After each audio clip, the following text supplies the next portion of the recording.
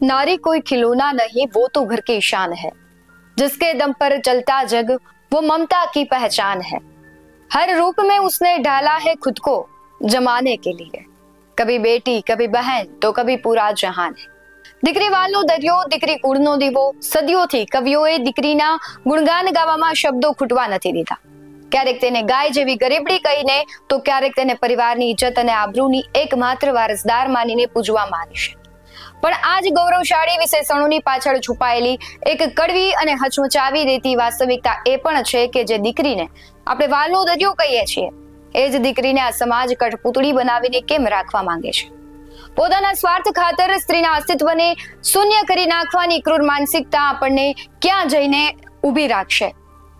આજે પણ આપણા સમાજમાં દીકરો જન્મે ત્યારે કુળ આગળ વધવાની ખુશીમાં પેંડા વેચાય છે, પણ દીકરીના જન્મ પર અમુક ચહેરા ઉપર છવાઈ જતી નિરાશાને આપણે નકારી શકતા નથી। દીકરીના સંઘર્ષની સફર કોઈ ખુલ્લા આકાશથી નહીં, પણ માના ગર્ભથી જ શરૂ થઈ જતી હોય છે, જ્યાં તેને દુનિયામાં આવતા પહેલા જ મારી નાખવા માટે પણ આ સમાજ ખંચકાતો નથી। જે પાંખોને આકાશ આંબવાના સપના હતા, તેને રૂઢિચુસ્ત નિયમોની કાતરથી કાપી નાખવામાં પણ આવે છે। અને સૌથી મોટો સવાલ તો ત્યારે ઊભો થાય કે જ્યારે લાડકોડથી ઉછરેલી એ દીકરી લગ્નના પવિત્ર બંધનમાં બંધાઈને અનેક આશાઓ સાથે સાસરે પગ મૂકે છે, પણ લગ્નના થોડા જ મહિનાઓમાં એવું તે શું નરક સર્જાય કે વાલના દરિયાને જીવવા કરતા મોત વધુ સહેલું લાગવા માંડે છે। શું એ સાસરિયા પક્ષનો અસહ્ય ત્રાસ છે કે પછી માવતરના એ કડક શબ્દો, હવે તારે મરવાનું પણ ત્યાં જ છે અને જીવવાનું પણ ત્યાં જ છે। દીકરી સહજ સ્વીકારી લે છે કે તેનું પોતાનું કોઈ ઘર નથી હોતું। પિયરમાં એ પારકી થાપણ અને સાસરે પારકું ધન, પણ જ્યારે તે મુશ્કેલીમાં હોય ત્યારે તેના જ લોહીના સગા તેને આશરો કેમ નથી આપતા? શા માટે તેનો વિશ્વાસ નથી આપવામાં આવતો કે બેટા, ગમે તે થાય, તારું આ ઘર તારા માટે હંમેશા ખુલ્લું છે?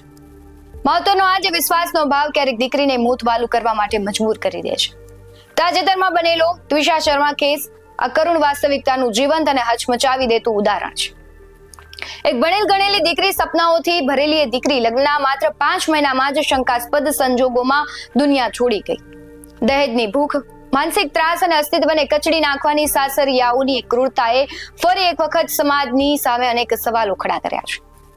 દીકરીઓની આ વ્યથા, સમાજની ખોખલી માનસિકતા અને ત્વિષા શર્મા કેસના એવા પાસાઓ પર વિગતે ચર્ચા કરવી છે, જે આજે દરેક માતા પિતા અને સમાજે વિચારવા મજબૂર થવું પડશે। નમસ્કાર, વાત વિગતવાર સાથે હું છું ભગવતી વિસાવડિયા।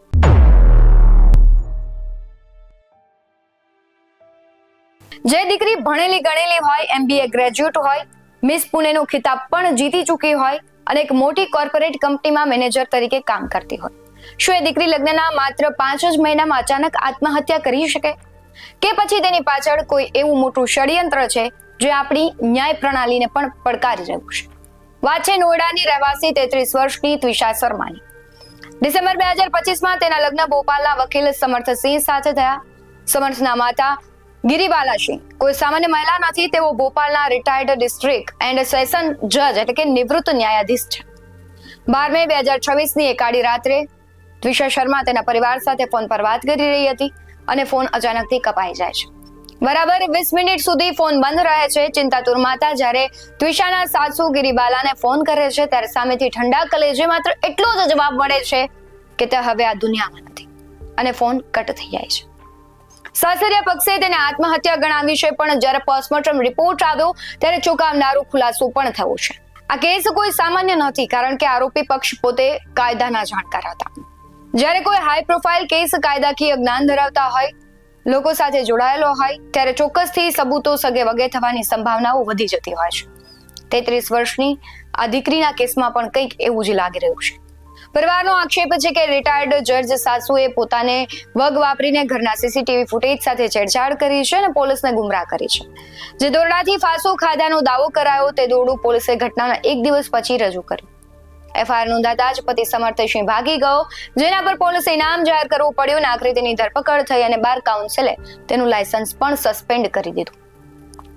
સ્થાનિક પોલીસની કામગીરીની વાત કરીએ તો ત્યાં ક્યાંક શંકાસ્પદ કામગીરી હોય તેવું લાગી રહ્યું છે। મધ્યપ્રદેશ હાઈકોર્ટે સાસુના આગોતરા જામીન રદ કર્યા છે। મામલો એટલો ગંભીર બની ગયો છે કે સુપ્રીમ કોર્ટે પોતે સુઓ મોટો લીધો અને તપાસ સીધી CBIને સોંપી દીધી। દિલ્હી એમ્સની ટીમ બોલાવીને બીજી વાર પોસ્ટમોર્ટમ કરાવવું પડ્યું। હાલમાં જ CBI દ્વારા પૂર્વ જજ ગિરિબાલા સિંહની ધરપકડ પણ કરવામાં આવી હતી। આ કેસ માત્ર એક ક્રાઇમ સ્ટોરી નથી, આપણા સમાજની એ સડેલી માનસિકતાનો અરીસો છે જે આપણને વિચારવા મજબૂર કરે છે.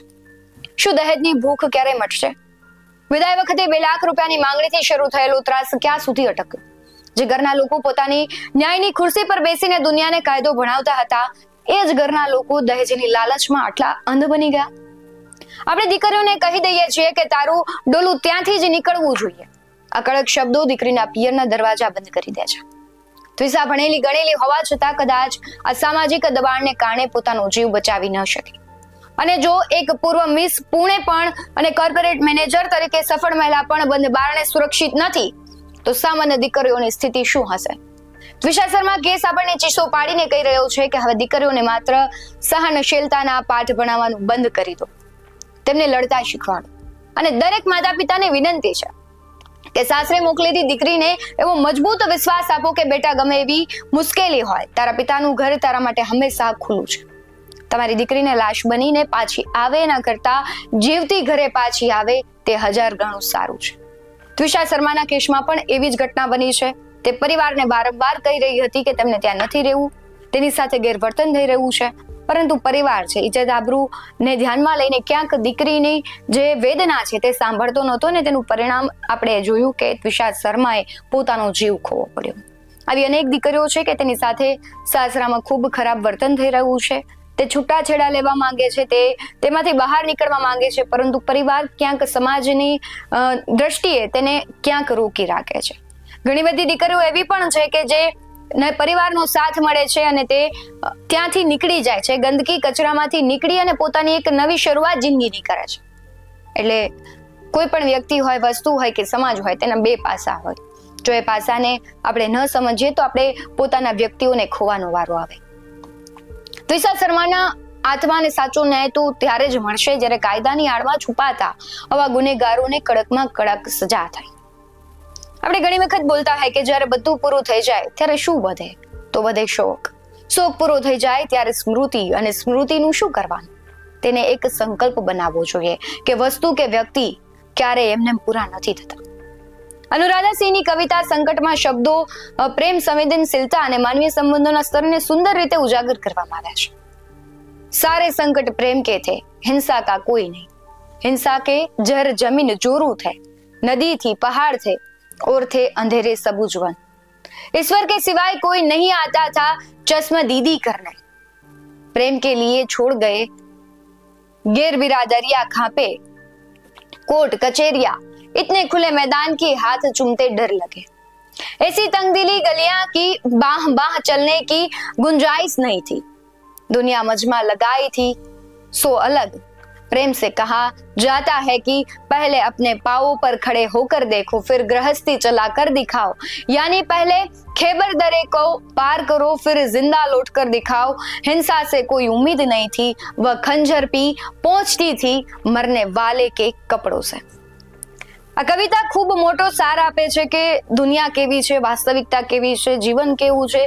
એક દીકરી સાથે, એક સ્ત્રી સાથે કે પુરુષ સાથે જ્યારે અન્યાય થતો હોય ત્યારે કેવું કેવું થતું હોય, કુદરત શું કરતો હોય, કુદરતની જે કરામત છે એ કેવી હોય. આપણું કેવું છે માણસનું કે આપણે સમજીએ ખરા, પણ સમય વીત્યા પછી આપણે કદર કરીએ છીએ, પણ માણસ જતો રહે પછી. અને ઘણી બધી એવી સમસ્યાઓ હોય કે આપણે એનો ઉકેલ લાવીએ છીએ, પણ બધું જ પૂરું થઈ જાય પછી અને તેનો કોઈ જ અર્થ નથી રહેતો.